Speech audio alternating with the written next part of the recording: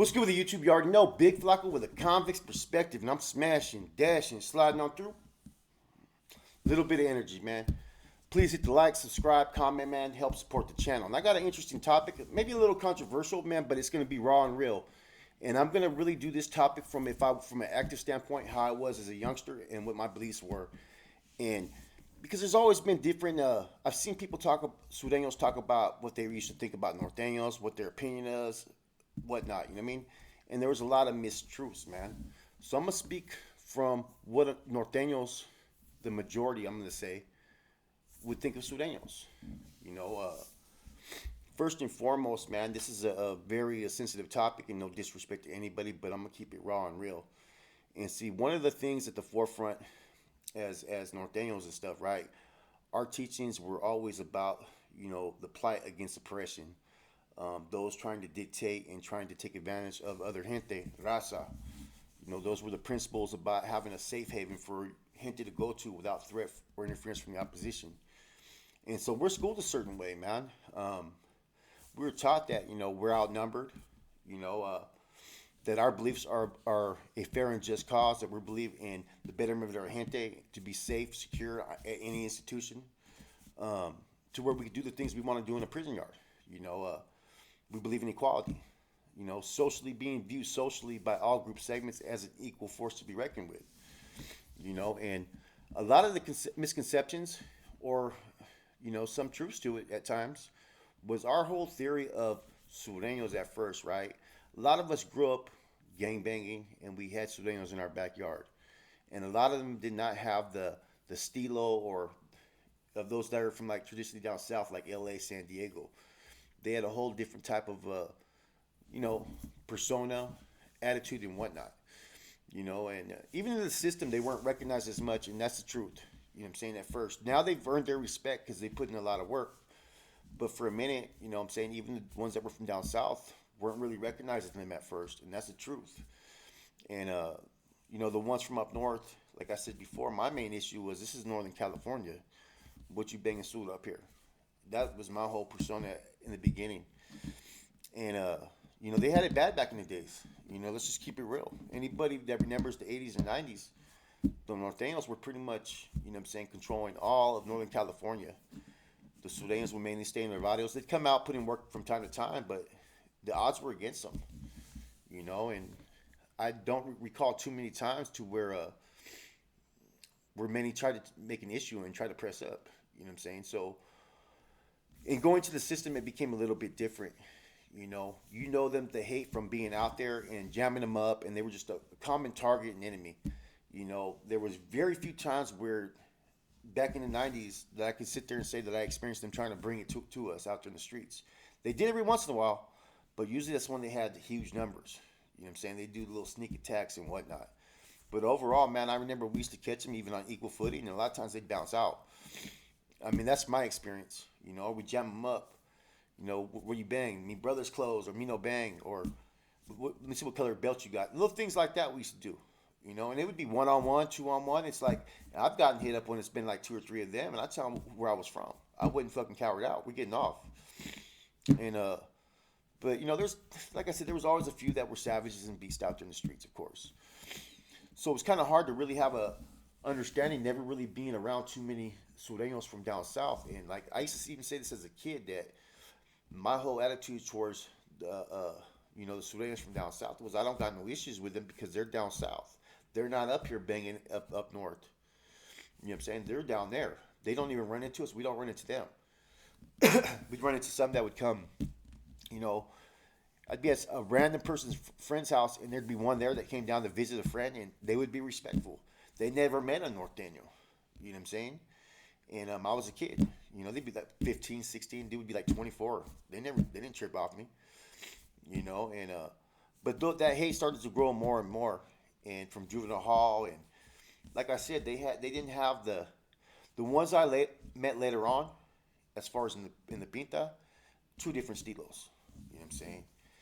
But a lot of us, our belief was this, man, was that the Sureños were basically doing their big homies bidding, man, and that their whole goal was to oppress us, to that they had the numbers and that they relied on numbers. That's what we used to always feel. That's just the reality of it. You know, our mindset was if there's 30 of us, 100 of you, we're even. That's how we used to have to think because that's how it was on every yard. You know, and we'd handle our own. You know what I'm saying? Not to say that the Surenos didn't come and rush and at times homeboys got the bad end of it. Yeah, of course it happens, man. But vice versa too, though. And that was our whole thing was. You know what I'm saying is that we were taught the things that I'm seeing in the system now by the big homies now on our side, what I used to be, is that they used to teach us that they were against you know dictating, controlling, and all that within the gente. You know what I'm saying? It was all more about a cause, a movement, about uplifting and treating gente right and so forth. Man, these were the goals and objectives that we were instilled in, and that we were always taught that they believed in like royalty and loyalty and that they acted like they were superior. We'd go down south. A lot of homeboys had it bad. They'd get set up and whatnot, and so there was a lot of us that had a bad, like a bad vibe. Period. Though it wasn't good. You know what I'm saying? It's like you get mad because homeboys were getting set up and being sent places to where, homeboy Smiley that was on not that long ago. Fucking, he got sent to fucking Calipatria. They fucking hit him. Homeboy fucking Conejo. They hit him. And they weren't just coming with just pieces like this. Why? Because they were from up north. No other reason. And so, we always felt like that, like they were pretty much trying to bully us in the system, man. And that fucking they had to rely on numbers. You know what I'm saying? That was our thinking process and that was the truth. And that's no disrespect. That's just how we felt. You know what I mean? We felt that our security was always tightened up and our discipline was tightened up that, the numbers that were stacked against us, we could handle our own. And anybody that's been in prison, Southsiders are with the shit. So are Northerners. We all know that. One program's a little bit more discipline and structure. The Surenos started the program a lot more differently later on. You know what I'm saying? They started to have that structure. And so that was the opinion. Like I said, I've been places to where like I was the only Northerner and I was getting gassed and spit on and all that. And see, we were taught that we weren't supposed to act like that we were supposed to have professional mannerism, that we don't ask for respect, but we're going to demand it. And then if it's guerra, it's guerra. That's it. There's no talking about it. There's no wolfing. There's none of that. Whereas my experience, it was a little bit different. You know what I'm saying? Not, like I said, I'm not classifying the overall majority of the Surenos. No, I'm saying that there was a portion that were like this in the system that made it classify everyone as a whole like that. Which later on, I come to find out through meeting people, especially on YouTube, there's a lot of like-minded people who are righteous individuals from down south. But our thinking was different, just like their thinking was different. Them sod busters and whoa, whoa, whoa. They thought the same thing about us in a different, state of mind. I don't know what they're taught because I've always been taught that it's very unlikely that they school, their gente, as far as their big homies. Whereas our big homies took a hand in on our schooling. Therefore, we knew the history, we knew the cause, we knew concepts, we knew the bylaws. So it's two different groups colliding with two different agendas and two different teachings. One that just relies on a lot of numbers, while the other one relies upon their education, their discipline, and security. And it was as simple as that, man. I remember in the 90's, we never really talked. We wouldn't talk to Surenos on the yard. We'd fucking be looking at each other when we walked by. It'd be like some hard glances at times, man. You know what I'm saying? Or it'd be indirect. You could tell that they're looking at you, but they're not trying to mean bug. That's how it was. You know what I'm saying? We had it a little bit different. If people want to really call it what it was, there were certain prisons we get sent to, and they tried to dictate our program, and we'd end up having to get off. And those are the things that we stood against. So our thinking process of Surenos at that time was that they were fucking trying to be bullies, that they wanted to be superior, that they wanted to do the big homies bidding on their side. And this is the truth. You know what I'm saying? And that's why we stood such against them, because there was a lot of individuals that did do that. Now, I know times are changing. I'm not trying to fucking gaslight anything. But this is how Nortenos were taught, and this is our thinking process, man. And, when you're young and you're involved in something like that and you're being taught certain things, you're not looking at people as men. You're looking at them as what they're categorized as, a Sureño. You know what I'm saying? Same thing with Nortenos. They're not looking at you as a man. They're looking at you as a Norteño. You know, and you know what I'm saying. You know, years later in the shoe, it became different because there was a whole different respectful level of communication, and that's when I started to have a little bit different, you know, a little bit different attitude. You know what I'm saying? Because you never know what their intentions are. They could be cool to you in your face, but they're calling you a buster in the cell. That's the truth of it, man. You know what I'm saying? And that's probably what happens when people get pissed off and shit. You know what I mean? They probably fucking make all kinds of comments like that. It is what it is, man. But this is the thinking process of what a Norteño is going to think. He's going to look at them as the enemy that's out to oppress them. That if the numbers are fucking, if they have the numbers fucking huge, they're going to try to fucking rush and take you off the line. These are the feelings that you have because the experiences have happened all throughout history. You know, it wasn't really till like the late 90's and 2000s that, you know, the yards started to be more established that were GP. Up until then, every yard was scattered. You could get sent to Jamestown, you get sent to Avenal, sent to CMC. It didn't matter. You could be sent anywhere, you know, and the thinking was always going to be the same. You know what I'm saying? The Surenos are out to oppress us. They're doing the big homies bidding. And that's how we felt. We felt like that they had to rely upon, you know what I'm saying, numbers and fucking that they, you know what I'm saying, felt they were superior. They felt that they were better. And this is the attitude that we thought that they had towards us. So any moment we had to show them what we were about, we were always ready to go. And see, that's the attitude that you had to have in the system as a Norteño. That's that attitude you had to have towards the Sureños. You had to have that attitude like, you're not better than me. I don't give a fuck how deep you guys are. And that's what was ingrained and instilled in us, man. And everything I'm saying is not to be negative. It's just, these are true statements. This is what you're taught. You know what I'm saying? We were even taught to the extent, when you got to some higher education, that they were not truly an enemy, but the only reason why they were enemy was because they were under the umbrella of a particular group. You know, and then we also thought, man, like, you know, they may think that because of our relationship with the Africanos, which was a lot of times, you know, there were some solid cats, like I was chopping up with a Jama, right? They used to rock with us pretty solid. Everything else was on an individual basis. We would have to coexist on certain sides of the yard and tables and whatnot.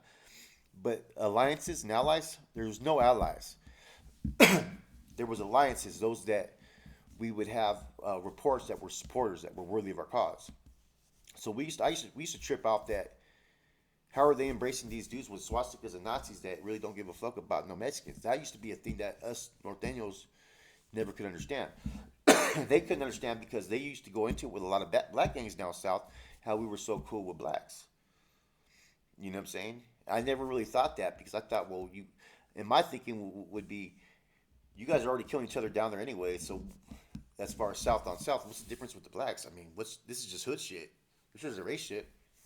But apparently it started to overlap into the prison system.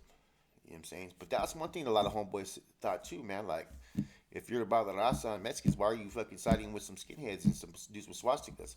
This is what they felt. You know what I'm saying? A lot of those groups have hateful symbols that they identified. You know what I'm saying? And I guess that's those were the feelings that we had. You know what I'm saying? You know, now that everybody rocks independently, I noticed all that changed. But at that time, they really, like, you get to a yard, they were fucking rocking, they were rocking tight. You know what I'm saying? And, you know, those were the feelings. It's kind of like how Fig said, you know, why did you join the NF and not the MA? He said that he got tired of seeing, you know, whites stab Mexicans. You know? And that's one thing we couldn't understand too at times, was that sometimes they would let them, especially if our numbers were low, they would want to get involved with them as far as in co-attacks and whatnot. Because they were taking advantage that they had the numbers and their backing to go get involved. That happened a lot of times, man. You know? So, I mean, me personally, you know, when I first hit the system, I didn't want to regard anybody else from down south. I didn't want to talk to anybody. I didn't want to have no communications. You know, when I was in the oil and a couple of different oils, I wouldn't acknowledge them. I wouldn't talk to them. Because to me, you were my enemy. There was no reason to even be cordial. It wasn't until I got to the shoe that I started to open up and learn that respects to be shown, because I started to hear a little bit about how it was in the shoe. And then when I got there, I experienced it. And my whole demeanor started to change a little bit. Because I got to interact with these guys. And, you always got to be cautious that maybe they're trying to, build a false friendship, man. But I think a lot of them were sincere in how they got at you. And you could tell the ones that just didn't like you. You know what I'm saying? And you just kept your distance. You know what I'm saying? But as a Norteño in the system, this is your thinking process. And then there's a lot of hate based upon the fact of the majority of our body of warfare is going to be between them down that are being sold up north. So those are a lot of feelings too, man. That their migration that's came up north, are they accepting of them? You know what I'm saying? And if so, then they're having a push to infest our neighborhoods. These are things that we used to think, man. And in prison, I never ever used any derogatory remarks or anything towards them. I never did any of that because I was schooled not to do that. But as far as certain situations where we're busting down Machina and just talking over each other, we were doing all that kind of stuff, man. We were mean bugging each other and all that stuff, man. And it was silent mean bugs at times. It was like, okay, that door pops open, we're gonna get it. And half the time, you really didn't have a reason why you hated these individuals or disliked them. It was just because it was ingrained in us. You're the enemy. This is what they do. This is what they're about. And now, even though there was some people that were doing that, you know what I'm saying? There was dudes that wanted to push that line and try to tell homeboys, oh, you got to cut your Mongolian and put your shirt on. But I think the majority really didn't care about it. It was just those that were trying to be something, and they had the numbers for them, so they wanted to try to press up on people. So when you have experiences like that, it's just like some of the comments we've heard on YouTube that people have made. Like, they're almost like superior type remarks. You know what I'm saying? And those are the things that we stood against. This is why people had an attitude towards, people from down south. Whatever reasons they had, I've heard different reasons. But as far as the Norteños, it's because of little superior remarks, people thinking that they're better. You know what I'm saying? All a Norteño wanted to do was have a place where they could plant their flag and be respected. Respect me for who I am. I'm right here. And that's all it was all about. It wasn't about fucking trying to take control of a yard. There's enough usually for everybody to eat if they want. And plus, we didn't use anything, so fucking we could be the ones making money off this shit. I mean, some people use, but that was a little bit on the DLs when it happened.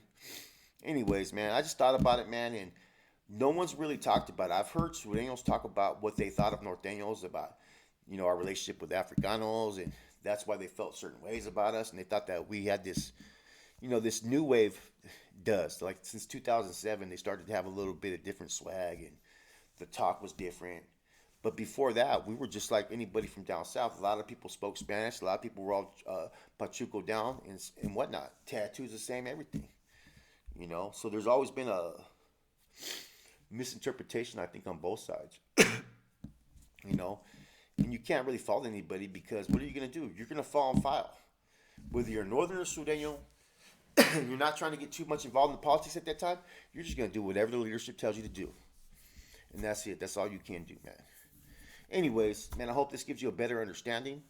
I think these time errors are starting to change. And I think that's important to recognize that not everybody is looking or perceiving each other like they used to. You know what I'm saying? Will there be any type of unity? No, there won't. That's never going to happen. The only way there'll be unity is once you leave those titles and your gang labels to the side and just become men. I'm a man from up north, or I'm a man from down south. Hey, I was a Sureño, but hey, whoa.